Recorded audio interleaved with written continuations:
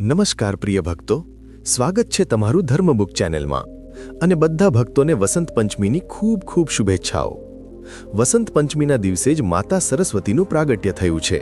જ્યારે સૃષ્ટિમાં અજ્ઞાન, મૌન અને અંધકાર હતો, ત્યારે બ્રહ્માજીની પ્રાર્થના પર માતા સરસ્વતી પ્રગટ થયા અને વીણાના મધુર સ્વરથી જ્ઞાનનો સંચાર કર્યો। મનુષ્યને વાણી, લેખન, સંગીત અને વિવેક પ્રદાન કર્યા। વસંત ઋતુ પોતે નવજીવન, નવી ઊર્જા અને સર્જનનું પ્રતીક છે। તેથી આ દિવસે જ્ઞાનની દેવી માતા સરસ્વતીની પૂજા કરવામાં આવે છે। પ્રિય સાથીઓ, કૃપા કરીને કથાને અંત સુધી જરૂર સાંભળજો। આ કથા એક એવા ગામની છે જ્યાંની માટીની સોડમ હવામાં ભળી રહેતી હતી અને સૂર્યના કિરણો દરરોજ સવારે એક નવી આશા લઈને આવતા હતા। પણ ક્યારેક ક્યારેક આ જ કિરણોની સાથે ઘોર નિરાશા પણ કોઈકના પાલવમાં ઉતરી આવતી હતી। આપણી આ કથા એ જ નિરાશા અને પછી અપાર શ્રદ્ધામાંથી જન્મેલી અદ્ભુત આશાની છે। ગામનું નામ સરસ્વતીપુર હતું। નામથી જ પવિત્રતા અને જ્ઞાનનો આભાસ થતો હતો। પરંતુ આ ગામમાં એક માતા હતી, યશોદા દેવી। તેનું જીવન સરસ્વતીપુરના નામથી તદ્દન વિપરીત હતું, જેમ કોઈ મંદિરના પ્રાંગણમાં અંધારું ફેલાયેલું હોય। યશોદા એક સાધારણ, સીધી સાધી મહિલા, જેનું જીવન દુઃખોથી ભરેલું હતું। પતિનું અકાળે અવસાન થયું હતું અને જીવનનો એકમાત્ર સહારો હતો તેનો નાનકડો દીકરો ગોપાલ। ગોપાલ, જેનું નામ તો કૃષ્ણ જેવું હતું, પરંતુ તેના નસીબમાં એક એવો શ્રાપ લખાયેલો હતો જે હર પળ યશોદાના હૃદયને વીંધી નાખતો હતો। ગોપાલ જન્મથી જ મૂંગો હતો।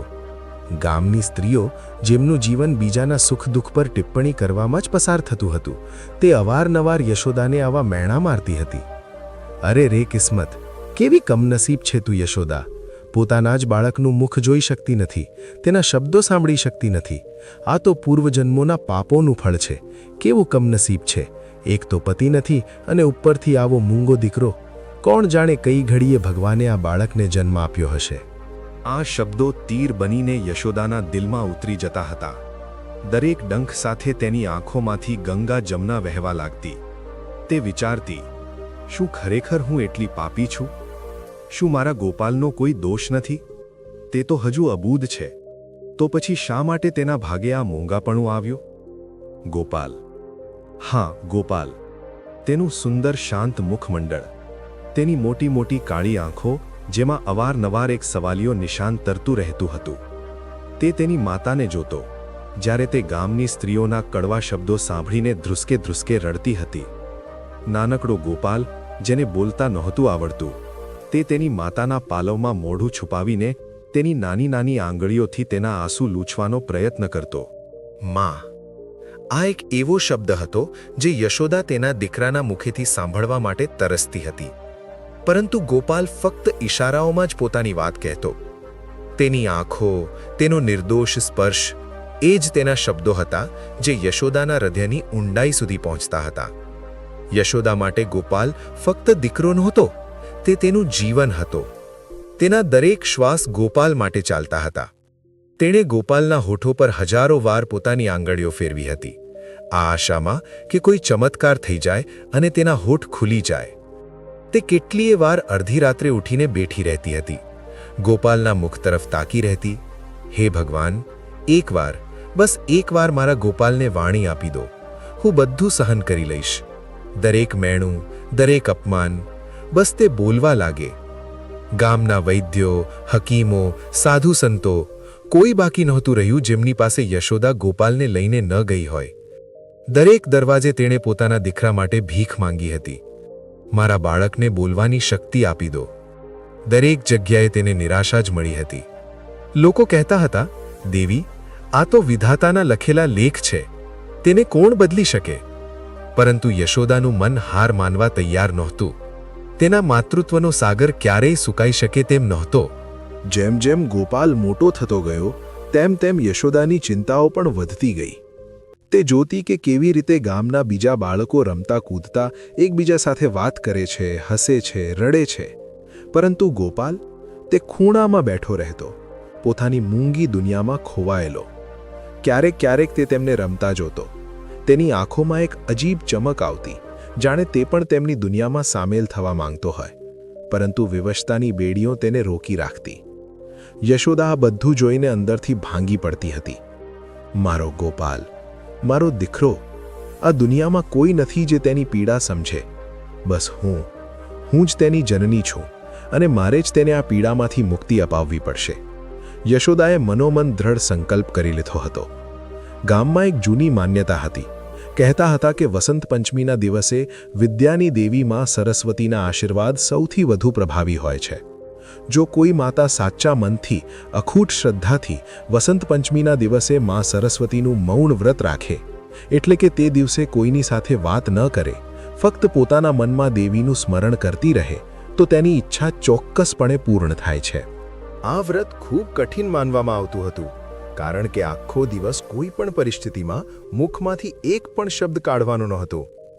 ગામની કેટલીક વૃદ્ધ મહિલાઓએ યશોદાને આ વ્રત વિશે જણાવ્યું હતું. એક પડોશીએ ચિંતા વ્યક્ત કરી હતી, પણ દીકરી, આ વ્રત ખૂબ કઠિન છે. તું તો એકલી છે, ગોપાલને પણ સંભાળવાનો હોય છે, કેવી રીતે કરીશ? યશોદાએ એક ઊંડો શ્વાસ લીધો હતો. કાકી, મારા ગોપાલ માટે હું આગ પર પણ ચાલી શકું છું. આ તો બસ મૌન વ્રત છે, હું બધું કરી લઈશ. અને પછી તે દિવસ પણ આવી ગયો, વસંત પંચમીનો પાવન પર્વ. સવારનું પહેલું કિરણ ફૂટે તે પહેલાં જ યશોદા ઉઠી ગઈ હતી. મનમાં એક અદમ્ય શક્તિનો સંચાર થઈ રહ્યો હતો. ગામનું મંદિર, જ્યાં માં સરસ્વતીની પ્રતિમા હતી, ફૂલો અને પીળા વસ્ત્રોથી શણગારવામાં આવ્યું હતું. વાતાવરણમાં ધૂપ અને અગરબત્તીની સુગંધ ફેલાઈ ગઈ હતી. ચારે બાજુ વસંતનો ઉત્સાહ હતો, પરંતુ યશોદાના મનમાં એક ગંભીર સંકલ્પની શાંતિ હતી.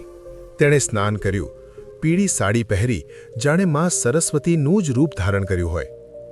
ગોપાલ તેની માતાને આટલી સવારે તૈયાર જોઈને તેની તરફ એકી ટશે જોઈ રહ્યો હતો.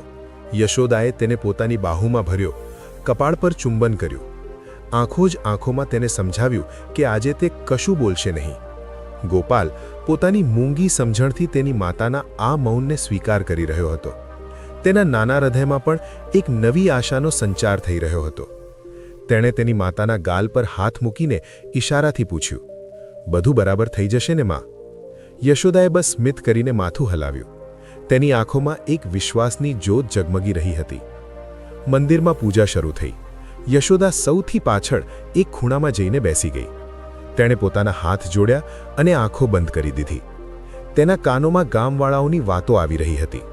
અરે, યશોદા તો આજે મૌન વ્રત પર છે. અશક્ય! વિધાતાના વિધાનને કોણ બદલી શકે? પરંતુ યશોદાએ કોઈ વાત પર ધ્યાન ન આપ્યું. તેનું મન, તેનું ચિત્ત બધું જ બસ માં સરસ્વતીના ચરણોમાં લીન હતું. તેનું મૌન ફક્ત હોઠોનું મૌન નહોતું, તે તેના અંતરાત્માનું મૌન હતું. એક એવી તપસ્યા જેમાં તેણે પોતાના બધા વિચારો, બધી ઈચ્છાઓ એક બિંદુ પર કેન્દ્રિત કરી દીધી હતી. મારા ગોપાલની વાણી, હે મા શારદે, હે વીણાવાદિની, મારા બાળકને બોલવાની શક્તિ આપો. તેનું બાળપણ મૂંગાપણાના અંધકારમાં ન વીતી જાય. દિવસ પસાર થતો ગયો. સૂર્ય આકાશમાં પોતાની પૂરી આભા વિખેરી રહ્યો હતો. ગામમાં વસંત પંચમીના ગીતો ગુંજી રહ્યા હતા. બાળકો પતંગ ઉડાવી રહ્યા હતા. ઘરોમાં પીળા પકવાન બની રહ્યા હતા. પરંતુ યશોદા, તે મંદિરના ખૂણામાં બેઠેલી પથ્થરની મૂર્તિ બની ગઈ હતી. તરસ લાગી પણ પાણી ન પીધું. ભૂખ લાગી પણ અનાજનો એક દાણો પણ ગ્રહણ ન કર્યો. ક્યારેક ક્યારેક તેનું મન વિચલિત થતું. શું ખરેખર આવું થઈ શકે છે? શું મારી આ તપસ્યા ફળ આપશે? પરંતુ તરત જ તે આ વિચારોને ખંખેરી નાખતી. ના, વિશ્વાસ જ શક્તિ છે. મારી શ્રદ્ધા જ મારો માર્ગ છે. ગોપાલ આખો દિવસ તેની માતાની સાથે જ રહ્યો. તે તેની માતાના મૌન વ્રતને સમજી રહ્યો હતો. તેણે પણ આજે તેની માતાને કોઈ વાત કહેવાની કોશિશ ન કરી. તે બસ તેની પાસે બેસીને પોતાની નાની આંખોથી તેની માતાની અદમ્ય ઈચ્છા શક્તિને જોતો રહ્યો. જ્યારે યશોદાની આંખો બંધ થતી તો તે ધીમેથી તેના ગાલ પર પોતાનો હાથ ફેરવતો. યશોદાની પાંપણો ખુલતી તો તે તેને જોઈને બસ ધીમું હસી દેતી. આ તેમની મૂંગી ભાષા હતી, જે શબ્દો કરતાં ક્યાંય વધારે ઊંડી હતી. સાંજ ઢળવા લાગી. મંદિરમાં આરતીનો સમય થઈ ગયો.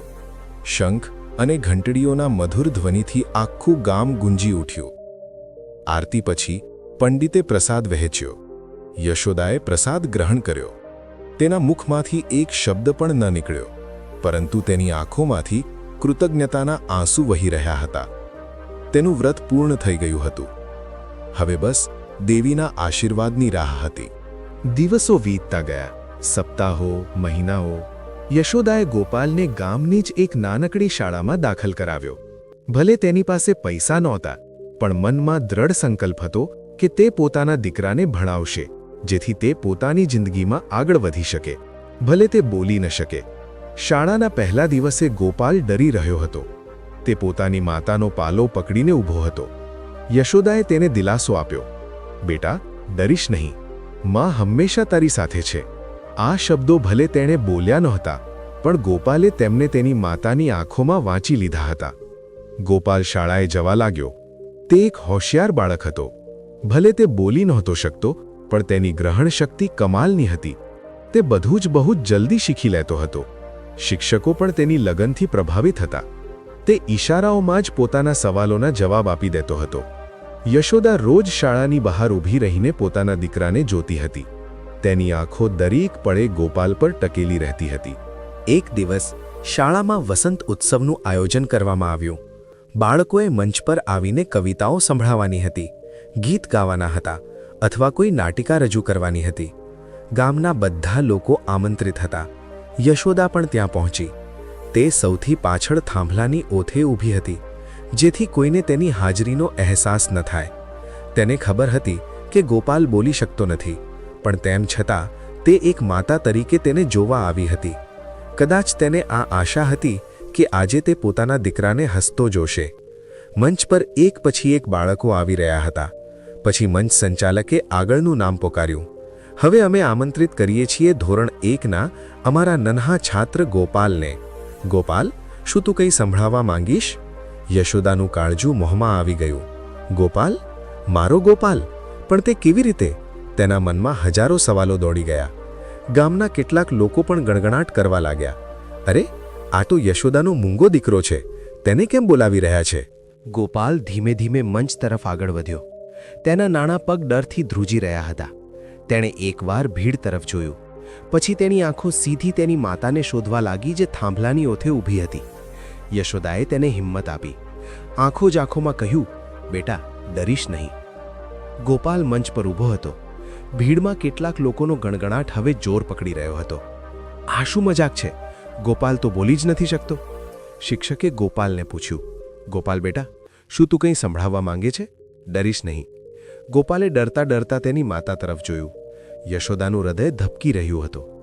તેને લાગ્યું કે આજે ફરી લોકો મારા દીકરાની મજાક બનાવશે. તેની આંખોમાં આંસુ ઝળહળી આવ્યા. અને પછી તે જ થયું જેની તેણે કલ્પના પણ નહોતી કરી. ગોપાલે પોતાની આંખો બંધ કરી. તેણે એક ઊંડો શ્વાસ લીધો. તેનું નાનું છાતી ઉપર નીચે થયું. અચાનક આખા ગામે એક ક્યારેય ન સાંભળેલી અવાજ સાંભળી. એક એવી અવાજ જે કોઈએ ક્યારેય ગોપાલના મુખેથી નહોતી સાંભળી. એક શબ્દ ધીમેથી પણ દૃઢતાથી, માં. આખું ગામ સ્તબ્ધ થઈ ગયું. એક પળ માટે સોપો પડી ગયો. કોઈને વિશ્વાસ ન થયો કે તેમણે શું સાંભળ્યું. ગોપાલ, તે મૂંગો બાળક જેને ક્યારે બોલતા નહોતું આવડતું, તેણે માં કહ્યું હતું. યશોદાની આંખોમાંથી આંસુની ધારા ફૂટી નીકળી.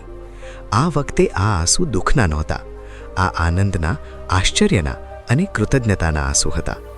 તે દોડતી દોડતી મંચ તરફ ભાગી. તેના શ્વાસ અટકી ગયા હતા. ગોપાલ પણ તેની માતાને જોઈને મંચ પરથી કૂદીને તેની તરફ દોડ્યો. માં, ગોપાલે ફરી કહ્યું. આ વખતે થોડું વધારે સ્પષ્ટ, થોડું વધારે જોરથી. યશોદાએ પોતાના દીકરાને પોતાની બાહોમાં ભરી લીધો. તેને જોરથી ગળે લગાવી લીધો.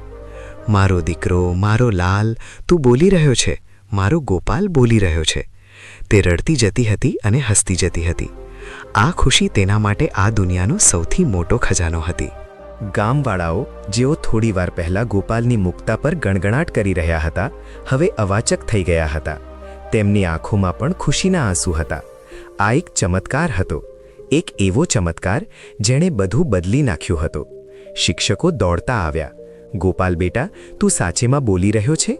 ગોપાલે તેની માતાના પાલવમાં મોં છુપાવી લીધું અને પછી ધીમેથી કહ્યું, હા માં.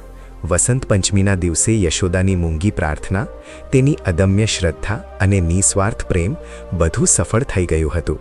મા સરસ્વતીએ તેની તપસ્યાનો સ્વીકાર કરી લીધો હતો. વિધાતાના લખેલા લેખ પણ માતાની અટલ શ્રદ્ધા સામે ઝૂકી ગયા હતા. તે દિવસ પછી ગોપાલનું જીવન સંપૂર્ણપણે બદલાઈ ગયું. તે શાળામાં બધા સાથે વાત કરતો, રમતો, હસતો. તેનો મા શબ્દ હવે તેનો પહેલો અને સૌથી પ્રિય શબ્દ બની ગયો હતો. તે હર પળ તેની માતાને મા કહીને બોલાવતો અને યશોદાનું હૃદય દર વખતે તે પોકારથી આનંદિત થઈ ઉઠતું. ગામવાળાઓ પણ હવે યશોદાને મેણા નહોતા મારતા. તેઓ તેને દેવી સમાન માનતા હતા. તેની શ્રદ્ધાની કથા આખા ગામમાં ફેલાઈ ગઈ હતી. તેઓ કહેતા હતા, યશોદાની તપસ્યાએ તો પથ્થરને પણ પીગળાવી દીધો. મા સરસ્વતીએ તેને સાક્ષાત દર્શન આપ્યા છે. યશોદાએ ક્યારેય પોતાના વિશ્વાસને છોડ્યો નહોતો. તેના નિસ્વાર્થ પ્રેમ, શ્રદ્ધા અને ત્યાગે અસંભવને પણ સંભવ બનાવી દીધું હતું. તેણે સાબિત કરી દીધું હતું કે માતાનો પ્રેમ અને ઈશ્વર પરની તેની અતૂટ આસ્થા દુનિયાની દરેક મુશ્કેલીને પાર કરી શકે છે. ગોપાલની કિલકિલાટ કરતી અવાજ હવે તેના જીવનનું સૌથી મધુર સંગીત બની ગઈ હતી. અને દર વખતે જ્યારે ગોપાલ માં કહેતો, યશોદાને લાગતું જાણે સ્વયં મા સરસ્વતી તેના કાનોમાં અમૃત રેડી રહી હોય. આ કથા ફક્ત એક દીકરાની વાણી પાછી આવવાની નહોતી. આ એક માતાની અખૂટ શ્રદ્ધા, પ્રેમ અને ત્યાગની અમર ગાથા હતી, જેણે માનવતાને શીખવ્યું કે વિશ્વાસ હોય તો દરેક અશક્ય કાર્ય શક્ય છે અને દરેક મૌન પ્રાર્થનાનું ફળ અવશ્ય મળે છે. પ્રિય સાથીઓ, આ વિડીયોમાં વસંત પંચમીની પાવન વ્રત કથા અહીં જ સમાપ્ત થાય છે. અમે કામના કરીએ છીએ કે જગતની જનની માતા સરસ્વતીની કૃપા આપ સૌ પર બની રહે. જય મા સરસ્વતી, જય હો વિદ્યાદાયિની.